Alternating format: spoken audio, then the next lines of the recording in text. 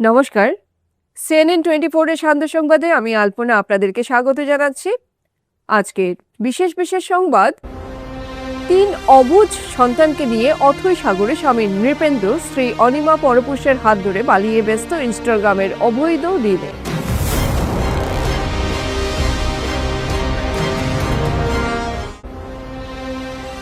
স্বচ্ছতা বাড়াতে কেন্দ্রীয় সরকার ভোজ্য তেলের প্যাকেটের আদর্শ আকার চালু করল।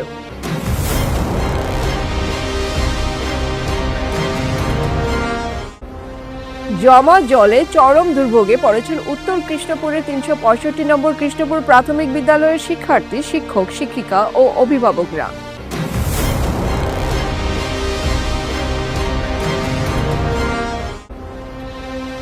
কাছাড়ের ভারত বাংলাদেশ সীমান্ত এলাকার সৈয়দপুরে ভয়ঙ্কর গণপিটুনির ঘটনায় তীব্র চাঞ্চল্য ছড়িয়েছে।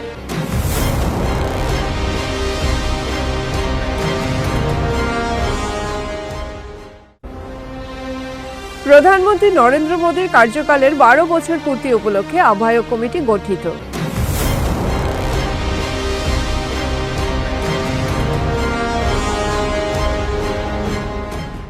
এবারে সংবাদ বিস্তারিত।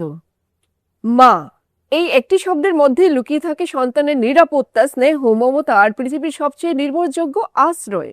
কিন্তু সেই মায়ের স্নেহ থেকে যদি বঞ্চিত হয় ৩টি অবোধ শিশু, তাহলে তাদের জীবনের শূন্যতা কতটা গভীর হতে পারে তারই এক করুণ চিত্র ফুটে উঠেছে ছোট দুধপাতিল সুভাষনগর এলাকার একটি পরিবারে। এলাকার বাসিন্দা নৃপেন্দ্র সরকারের স্ত্রী অনিমা রানী সরকার প্রায় ২ বছর আগে ৩টি ছোট সন্তান এবং অসুস্থ শাশুড়িকে বাড়িতে রেখে অন্য এক পুরুষের সঙ্গে চলে যান।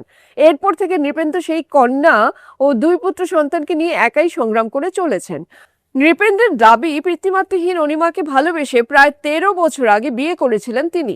সুখে দুঃখে গড়ে উঠেছিল সংসার, আর এই ধ্বংসস্তূপের উপর দাঁড়িয়ে জীবনযুদ্ধ চালিয়ে যাচ্ছেন নৃপেন্দ্র। তিনি অভিযোগ করে জানান, স্ত্রীর নিখোঁজ হওয়ার পর মালগ্রাম পুলিশ ফাঁড়িতে অভিযোগ জানাতে গেলেও অভিযোগ গ্রহণ করা হয়নি, ফলে আইনের দ্বারেও আশানুরূপ সাহায্য পাননি তিনি।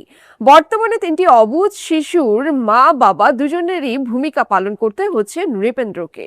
সবচেয়ে হৃদয় বিদারক দৃশ্য দেখা যায় যখন শিশুরা মায়ের কথা জানতে চায়, মা কবে আসবে এই প্রশ্নের উত্তর দিতে গিয়ে অসহায় পিতার চোখ ভিজে ওঠে। সমাজের অনেকের প্রশ্ন, স্বামী স্ত্রীর সম্পর্কে মতবিরোধ থাকতেই পারে, সংসার ভেঙেও যেতে পারে, কিন্তু একজন মায়ের কাছে কি তার সন্তানদের চেয়ে বড় আর কিছু হতে পারে? যে সন্তানদের ১০ মাস ১০ দিন গর্ভে ধারণ করেছেন, তাদের মুখের দিকে একবারও কি ফিরে তাকানোর প্রয়োজন অনুভব করেন না তিনি? মায়ের অনুপস্থিতিতে এই ৩ শিশুর চোখে জমে থাকা অপেক্ষা আর এক অসহায় পিতার নীরব কান্না যেন সমাজের বিবেককে প্রশ্ন ছুড়ে দিচ্ছে। মাতৃত্ব কি শুধুই একটি শব্দ, নাকি সন্তানের প্রতি আজীবনের এক অটুট দায়বদ্ধতা? নৃপেন্দ্র সরকার, বাড়ি হয়েছে ছোট দুধপাতিল ৪ নম্বর ওয়ার্ড। দেখুন, প্রথম তো আমরা লাভ ম্যারেজ বিয়া করছি। লাভ ম্যারেজ বিয়া হওয়ার পরে ১ বছর খুব সুন্দর বালাবি চলছে। পরে যে তারা মার লগে কালেকশন হয়েছে, আওয়ার যাওয়া হওয়ার, এরপর থেকে কোনো সময় কাজও যাই, টাকা পয়সা লইয়া তারা যায় গিয়া ২ দিন ৩ দিন রই যায়, কোনো ফোন নাই, কোনো ইয়ে নাই, কিচ্ছু নাই। ওরম করতে তো আমি যাই গিয়া আনি ইয়ে করিয়া, মনে হয় ২০-২৫ বার তারা এরকম গেছে, আমি ২০-২৫ বার এরকম আনছি। এরপরে দেখি মোবাইল বিজি থাকে, তো মোবাইলও ওটা ধরি বাচ্চারার অ্যাকাউন্ট বানাইবার পয়সা দিয়া দিছি শিলচার গিয়া বাচ্চাদের অ্যাকাউন্ট না বানাইয়া ফেসবুক অ্যাকাউন্ট বানাই তারা গেছে। রাত্রে ৯টার সময় আইছে। ৯টার সময় আওয়ার পরে আমি জিগাইলাম অত লেট কেনে, মোবাইলে ফোন মারলে ফোন ঢুকে না, মোবাইল সুইচ অফ। পরে না তারা ব্যাংক লেট হয়েছে, তাহলে লিঙ্ক নাই ইয়ে করিয়া ও মাতে পরের দিন ওরকম মাত হয়েছে। বললাম পরের দিন আবার যাও, বাচ্চাদের স্কুলে তো অ্যাকাউন্ট বানাই লাগবো। এখন আমি যেতাম না হয়ে তার দায় দরবার করিয়া বিকাল টাইমে দায় দরবার করিয়া পরের দিন ভোরবেলা নিফাত্তা হওয়ার পরে আমি তো খুব ফোন করলাম তারার মারণ ইয়ে করিয়া আমার গালাগালি করতে ইসে করছে। তারা মায়ও গালাগালি কইছে আমি আর আইতাম না, আমি যাইমুগে, আমি অন্য জায়গাতে হলাম। ও টাকা ৫০,০০০ টাকা আসলো। ৫০,০০০ টাকা তারার Aadhaar card, ATM, PAN card, voter card এটা সব লইয়া গেছে। আমি তো খুব থানাত গেছি। থানাত যাওয়ার পরে থানার একজন ম্যাডাম আসলাম, ম্যাডামও কইছেন তুমি কোর্ট থেকে একটা পিটিশন লেখাই আন। এরপরে কোর্টে গেলাম, কোর্টে গিয়ে তো আমরা তো অকলতা লাইন হারান জানি না, মানে উকিল দিলাম একজন, উকিলেও কইছেন তোমার তো এখন ডিভোর্স দিতে লাগবো, ডিভোর্স লেটার খরচ লাগবো 10,000 টাকা। পয়সা আমার আছে, পয়সা হয়েছে নাই, আমি কাজকর্ম করতে পারি না, বাচ্চাদের রাখিয়ে যেতে পারি না, ও তো এইরকমই রয়ে গেছে। এখন তো চাই আর আমি, তারা তো এখন ইয়ে গেছে, এখন তো আমি চাই আর কিটা, এখন তো আমার চলাফেরা করতে লাগবো, বাচ্চাদের আমার লালন পালন করতে লাগবো, বাচ্চাদের লেখাপড়া করাইতে লাগবো, বাচ্চাদের ভবিষ্যৎ আছে, আমরা 3-4টা মানুষের ভবিষ্যৎ অন্ধকার, কোনো দিকে যাইতে পারি না, বাচ্চাদের রাখিয়া নিজে নিজে তো সব কিছু মেনটেন করি। কেন্দ্রীয় সরকার লিগ্যাল মেট্রোলজি কাঠামোর অধীনে ভোজ্য তেলের জন্য আদর্শ প্যাকেটের আকার চালু করেছে। এর ফলে বাজারে আরও বেশি স্বচ্ছতা এবং অভিন্নতা আনবে। উপভোক্তা বিষয়ক বিভাগ এই কাঠামোর অধীনে ভোজ্য তেল ও চর্বির জন্য মোট পরিমাণ এবং আদর্শ প্যাকেটের আকার নির্ধারণকারী স্ট্যান্ডার্ড অপারেটিং পদ্ধতি সংশোধন করেছে।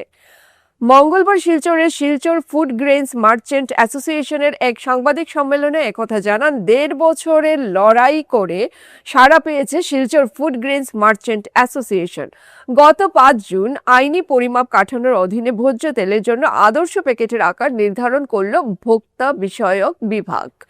উপভোক্তা বিষয়ক খাদ্য ও গণবণ্টন মন্ত্রক জানিয়েছে যে সংশোধিত নিয়ম অনুসারে পাম তেল, পামোলিন, সয়াবিন তেল, সূর্যমুখী তেল, সরিষার তেল, চীনাবাদাম তেল, তিলের তেল, রাইস ব্র্যান্ড তেল, তুলা বীজ তেল ও ভুট্টার তেল সহ প্রধান ভোজ্য তেলগুলির জন্য আদর্শ প্যাকেটের আকার নির্ধারণ করা হয়েছে। অনুমোদিত প্যাকেটের আকারগুলো হলো 200 মিলি, 500 মিলি প্রতি কেজিতে, 1 লিটার, 2 লিটার, প্রতি 3 লিটার, 4 লিটার, 5 লিটার, 15 লিটার এবং প্রতি কেজিতে 20 লিটার। এই ক্ষেত্রে 3 মাসের একটি রূপান্তরকালীন সময় দেওয়া হয়েছে।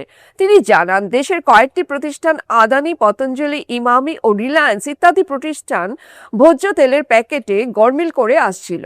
এই ক্ষেত্রে গ্রাহকদের ঠকানো হয়েছিল। কোম্পানিগুলো বিভিন্নভাবে ঠকানোর জন্য কৌশল অবলম্বন করেছিল।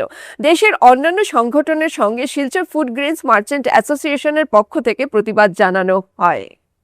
একটা নোটিফিকেশন দিয়েছেন যে শিডিউল 2টা উল্টে করা আছে, ওটা রি-ইমপ্লিমেন্টেশন হয়ে গেছে। এখন ওদেরকে ওই standard payment as per government rule দিতে লাগবে। এটার মধ্যে একটা 6 নম্বর পয়েন্টে লেখা হয়েছে, আমরা আমি তো আন্ডারলাইন করে দিয়েছে, এটা আমি পড়ে শোনাচ্ছি আপনার। Manufacturer, packers and importers may adopt these prescribed pack sizes immediately. এখন গভর্নমেন্ট বলছে ইমিডিয়েটলি, আর আমাদের কাছে যে মালগুলো থাকবে এই ট্রানজিশনাল ক্লিয়ারেন্সের জন্য আমাদেরকে 90 ডেজ টাইম দেওয়া আছে। কিন্তু আমাদের আরেকটা লড়াইয়ের জায়গা কিন্তু তৈরি হয়ে গেছে। কিভাবে? আগস্ট মানে এখন জুন, জুলাই, আগস্টের সৌদা মানে বার্গেনিং এখন চলছে আন্ডারওয়েটে বার্গেনিং চলছে। এখন আমাদের কথা হলো, আমরা যদি আগস্টে যদি বার্গেন নেই, আমার কাছে মাল আসবে, আমি 90 ডেজ ওয়েট করি, এটা তো ফলো করতে পারবো না। তো আবার আমরা একটা মানে গভর্নমেন্ট কিন্তু লিখেছে ইমিডিয়েটলি, আর ট্রানজিশন দিয়েছে 90 ডেজ। তো যারা মেগা মানে ধরুন আদানি আছে, ইমামি আছে, পতঞ্জলি আছে, মেগা ইম্পোর্টার, মেগা প্যাকেটার, ওদের কিন্তু কোনো পাত্তাই দিচ্ছে না গভর্নমেন্টের এই অর্ডারে। ওরা আগস্টের মাল এখনো বিক্রি করছে অ্যাডভান্স। তো আমাদের আপনাদের থ্রুতে যাতে মানে আমরা সমস্ত চিফ মিনিস্টার, নর্থ ইস্টের সবাইকে দিয়েছি, प्राइम मिनिस्टर के दिए এবং আমরা অ্যাকনোলেজ করা হয়েছে। आसाम में प्रोड्यूस खेती जो है बहुत लिमिटेड है। आसाम में हर आइटम बाहर से आता है, इस बाहर से आता है तो हमें बाहर से जो माल परचेज करना पड़ता है। अभी पिछले 1-1.5 महीने से ट्रांसपोर्टेशन बहुत ज़्यादा बढ़ रहा है, इसकी भी वजह हो सकती है। दूसरे में नॉर्मल चावल जो है, परमल चावल जिसको हम लोग बोलते हैं, उसकी कोई आज भी रेट नहीं पड़ी है, कारण गवर्नमेंट अपने OMG जो गवर्नमेंट का एक सेल है, FCI का, उस सेल से देते हैं, तभी 37-32 रुपये में रिटेल में मिलता होगा, 33 रुपये रिटेल में मिलता होगा। अब कोई ब्रांड के पीछे भागता है, किसी को डबल हिरन चावल ही चाहिए, जोआत खाना है, उस ब्रांड के पीछे अलग बात है। बाकी आप नॉर्मल चावल जो भी आज भी 30 से 35 के भीतर में चावल मिलता है। अब BPT किसी को नहीं, मुझे तो अरब BTP चाहिए, मुझे तो KS BPT चाहिए, कुछ ऐसा चाहिए, ब्रांड ही चाहिए। उस ब्रांड के बारे में हम इस बारे में नहीं बोल सकते, लेकिन कुछ जो परसेंटेज जो रेट बढ़ा है उसका उसका ट्रांसपोर्टेशन का वजह आज जैसे ट्रांसपोर्टेशन जैसे हमारे कहीं से भी लग रहा था, कहीं से हम पीछे से माल मंगाते सपोज 200 रुपया था और 250 रुपया पहुँच गया है। आने वाली टाइम में और भी ट्रांसपोर्टेशन बढ़ सकता है। ये तो हमारे रेलवे में माल आ रहा है बोल के माल की अवेलेबिलिटी है और इतना कोई रेट का हमारे बराक वैली में इफेक्ट अभी तक इतना नहीं हुआ जितना दूसरी जगह बराक रिटेल मार्केट। मैं ये वादे आपको एकदम गद्दे की चोट बोल सकता हूँ, बराक वैली का रिटेल मार्केट हो, हमारा फाटी बाजार का रिटेल मार्केट चेक कर लीजिए, गुवाहाटी का फैंसी बाजार रिटेल मार्केट चेक कर लीजिए, आपको सीट का रेट कम मिलेगा ज़्यादा मिलेगा। ये गद्दे की चोट बोल सकता हूँ। বিদ্যালয় প্রাঙ্গণে দীর্ঘদিন ধরে জলাবদ্ধতা তৈরি হওয়ায় স্বাভাবিক শিক্ষা কার্যক্রম ব্যাহত হচ্ছে। উত্তর কৃষ্ণপুরের ৩৬৫ নম্বর কৃষ্ণপুর প্রাথমিক বিদ্যালয়ে দীর্ঘদিন ধরে জমে থাকা জল এখন বড় সমস্যার কারণ হয়ে দাঁড়িয়েছে। বিদ্যালয়ের শ্রেণীকক্ষ সহ প্রায় সব কক্ষেই জল প্রবেশ করায় পাঠদান কার্যত ব্যাহত হচ্ছে। জলাবদ্ধতার কারণে শিক্ষার্থীদের পাশাপাশি শিক্ষক শিক্ষিকাদেরও বিদ্যালয়ে যাতায়াতে নানা সমস্যার সম্মুখীন হতে হচ্ছে। ফলে শিক্ষার স্বাভাবিক পরিবেশ মারাত্মকভাবে ক্ষতিগ্রস্ত হচ্ছে। এদিকে আজ থেকেই বিদ্যালয়ের পরীক্ষা শুরু হয়েছে, কিন্তু বর্তমান পরিস্থিতিতে স্কুল ভবনে পরীক্ষা নেওয়া সম্ভব না হওয়ায় বাধ্য হয়ে স্কুল কর্তৃপক্ষ একটি অস্থায়ী ভবন ভাড়া করে 4 দিন ব্যাপী পরীক্ষার আয়োজন করেছে। অভিভাবকদের অভিযোগ, অপর্যাপ্ত ও ত্রুটিপূর্ণ ড্রেনেজ ব্যবস্থার কারণে বিদ্যালয় প্রাঙ্গণে স্থায়ী জলাবদ্ধতার সৃষ্টি হয়েছে। বারবার বিষয়টি জানানো হলেও এখনো পর্যন্ত কার্যকর কোনো পদক্ষেপ নেওয়া হয়নি বলে তাদের দাবি। পরিস্থিতি নিয়ে উদ্বেগ প্রকাশ করে অভিভাবকরা জেলা প্রশাসন ও শিক্ষা দপ্তরের কাছে দ্রুত হস্তক্ষেপের দাবি জানিয়েছেন।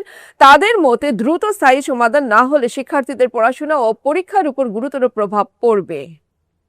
আমরা অনেক দিন থেকে এখানে খুব দুর্ভোগে ভুগছি। রাস্তা উঁচু হওয়ার পর থেকে জলের সমস্যা আমাদের হয়েই যাচ্ছে। প্লাস বাচ্চাদের অনেক হ্যাম্পার হচ্ছে, বাচ্চাদের পড়াশোনাতে খুবই বেশি হ্যাম্পার হচ্ছে। বাচ্চারা অ্যালার্জিতে ভুগছে, আমরাও অ্যালার্জিতে ভুগছি। ঘরে যাওয়ার পরে জ্বর হচ্ছে, অনেক কিছু হচ্ছে।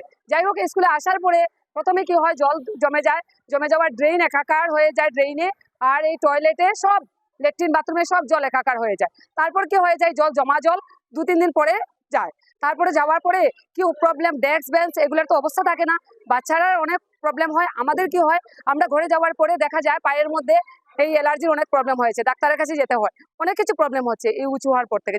তার জন্য আমরা চাই যে যত তাড়াতাড়ি হয় এটা সমাধান কিছু একটা করা হোক, না হলে আমরা ভবিষ্যতে কি হবে, আমরা পড়াতে তো পারছি না, আর বাচ্চারাও হ্যাম্পার হচ্ছে, পড়াশোনাতে অনেক হ্যাম্পার হচ্ছে। কারণ কি, পড়াশোনাটা বেশি ইম্পর্টেন্ট, আমাদের কিছু না, আমরা অসুস্থে ভুগে যাব। আমরা এসেছি দেশের সেবা করার জন্য, আমাদের সরকার নিয়োজিত করেছে, কিন্তু আমাদের একটা ভালো পরিবেশ না হলে আমরা কিরকম করে বাচ্চাদেরকে এগিয়ে নিয়ে যাব? একটা ভালো পরিবেশ না হলে শিক্ষা কোনোদিনই হয় না। আমরা এই জলের মধ্যে গিয়ে বাচ্চাদেরকে পড়াতে হয়, বসতে হয়, আমরা এই হ্যারাসমেন্টও ভুগছি, গিয়ে বসতে হচ্ছে, পড়াতে হচ্ছে, তারপর গিয়ে এই ঘরে যাচ্ছি, আমরা ঘরে যাওয়ার পরে অসুস্থ হচ্ছি, পরের দিনও আমরা এই স্কুলের জন্য আমরা আসতে হচ্ছে, এসে আবার ফিরে এই জলের মধ্যে আমাদের যেতে হচ্ছে। তারপরে দুর্গন্ধ তো সবচেয়ে বড় কথা, যার জন্য খাওয়া দাওয়া এখানে যে রান্না বাড়া হচ্ছে, বাচ্চারা এগুলা খাচ্ছে, এগুলাতেও ইনফেকশন হচ্ছে, বাচ্চারা গিয়ে ধরে তো অসুস্থ ভুগছে। তাই এইখানের পরিবেশটা এখন বর্তমানে খুবই বেশি খারাপ হয়ে যাচ্ছে। বৃষ্টিতে তো 2 দিনের বৃষ্টিতেই জলে পুরা একেবারে অবস্থা খারাপ হয়ে যায়, তো অল্প বৃষ্টিতেই জল হয়ে যায়, অল্প বৃষ্টিতে জল হয়ে যায়। জল হওয়াটা বড় ব্যাপার নয়, এই যে বাথরুম, ল্যাট্রিন, এরপরে রান্নাঘরে, তারপরে হাঁসের এখানে পুরো হয়ে গেছে। হ্যাঁ, এটা আমাদের মনে হচ্ছে আমরা স্কুলে যাচ্ছি না, একটা যেমন একটা নালার মধ্যে আমরা গিয়ে ঢুকছি। গিয়ে আমরা আসার পরে মানুষ ভাবে স্কুলটা একটা মন্দির, কিন্তু স্কুল আমাদের জন্য মন্দির নয়, একটা অভিশাপ হয়ে দাঁড়িয়েছে। এটার একটা সমাধান যে কোনো ভাবে করা হোক।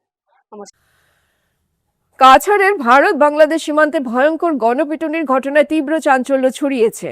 বাংলাদেশি সন্দেহে স্থানীয় এক যুবককে নির্মম নির্যাতন। অভিযোগ, দুষ্কৃতীরা তাকে বাংলাদেশি বলে সন্দেহ করে আটক করে এবং প্রকাশ্য রাস্তায় নির্মমভাবে মারধর করে।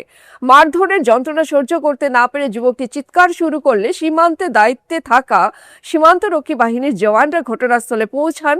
সীমান্তরক্ষী বাহিনীর উপস্থিতি টের পেয়ে অভিযুক্তরা গুরুতর আহত অবস্থায় ইমরানকে রাস্তায় ফেলে পালিয়ে যায়। পরে জওয়ানরা তাকে উদ্ধার করে প্রথমে কালাইন হাসপাতালে নিয়ে যান, কিন্তু অবস্থার অবনতি হওয়ায় সেখান থেকে তাকে শিলচর মেডিকেল কলেজ হাসপাতালে স্থানান্তর করা হয়। বর্তমানে তিনি সংকটজনক অবস্থায় চিকিৎসাধীন রয়েছেন। এই ঘটনাকে ঘিরে ভুক্তভোগীর পরিবার ও স্থানীয় বাসিন্দারা ঘটনার সঙ্গে জড়িতদের দ্রুত শনাক্ত করে গ্রেফতারের দাবি জানিয়েছেন। আসলে ইমরান হোসেন, শহীদপুর বাড়ি, সাদিরকাল বাজার থেকে যাওয়ার পথে রাত্রে অনুমানিক 8টা হইব, 8টা সাড়ে 8টার সময় ব্রিজের সাদিরকাল ব্রিজ পাড়িয়া দক্ষিণ সাইডে এখনো তারা আগুলিছে, ওখানে আগুলিয়া কইছে যে তুই তোর বাড়ি বাংলাদেশ নাই, কইয়া তারে মায়ের দর করে তার মোবাইলের নিচে গিয়া মোবাইল আরো পঞ্চাশ পয়সাও আছে মোবাইলের নিচে গিয়া আর খাবার সুপুর ফাড়িয়া মারিয়া তারা লাশ রাখছে সরোবরের মধ্যে।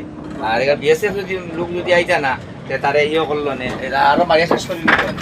এখন আমরা তো কালাইন রাস্তা না মেডিকেল রেফার দিছে, আমার শিক্ষার যাওয়ার পথে তার যাই আর মেডিকেল বাংলাদেশে করে তারা মারতো বাংলাদেশ তোর পারে তারা মারছে মারিয়া সপ্তাহ রুটিয়া একদম ডেড বডি করে দিল। যদি বিএসএফ এর লোক আইতো নাতে তারা মারিয়া শেষ করে দিলে না, তারা হাল্লা দিতে নিয়ে বিএসএফ এর লোক কিনা আরো আসলো, তারা দৌড়িয়ে আইসে গিয়া আবার পরে তারা দৌড়িয়ে পালিয়ে গেছে গিয়া। ভারতের যশস্বী প্রধানমন্ত্রী নরেন্দ্র মোদীর কার্যকালের 12 বছর পূর্ণ হয়েছে। ভারতীয় জনতা পার্টি কেন্দ্রীয় নেতৃত্ব সরকারের সফলতার 12 বছরের কার্যকালকে জনসমক্ষে তুলে ধরতে দল দেশ জুড়ে বিভিন্ন কার্যসূচি হাতে নিয়েছে। ব্যতিক্রম নেই কাছাড় জেলায়ও। কাছাড় জেলার দলীয় সভাপতি রূপম সাহা স্বচ্ছতাই সেবা এই অভিযানকে সফল করে তুলতে জেলাভিত্তিক আহ্বায়ক কমিটি গঠন করে দিয়েছেন। দায়িত্বে রয়েছেন জেলার সংখ্যালঘু মোর্চা সভাপতি আতাউর রহমান লস্কর, আহ্বায়ক স্নেহাশিস বড়ুয়া, সহ আহ্বায়ক মিজাজুর রহমান লস্কর, উধারবন বিধানসভা দায়িত্বপ্রাপ্ত ময়না মিয়া লস্কর, উধারবন মণ্ডল সভাপতি জাসিম উদ্দিন লস্কর, মইনাল হুসেন লস্কর, মণ্ডল সাধারণ সম্পাদক সৌরভ দত্ত, অভিজিৎ আচার্য ও অন্যান্যরা। আজকে ভারতীয় জাতীয় জনতা পার্টির যে নরেন্দ্র মোদীজির 12 বছর পূর্তি উপলক্ষে আমরা 8 তারিখ থেকে 14 তারিখ পর্যন্ত আমাদের স্বচ্ছ অভিযান চলবে।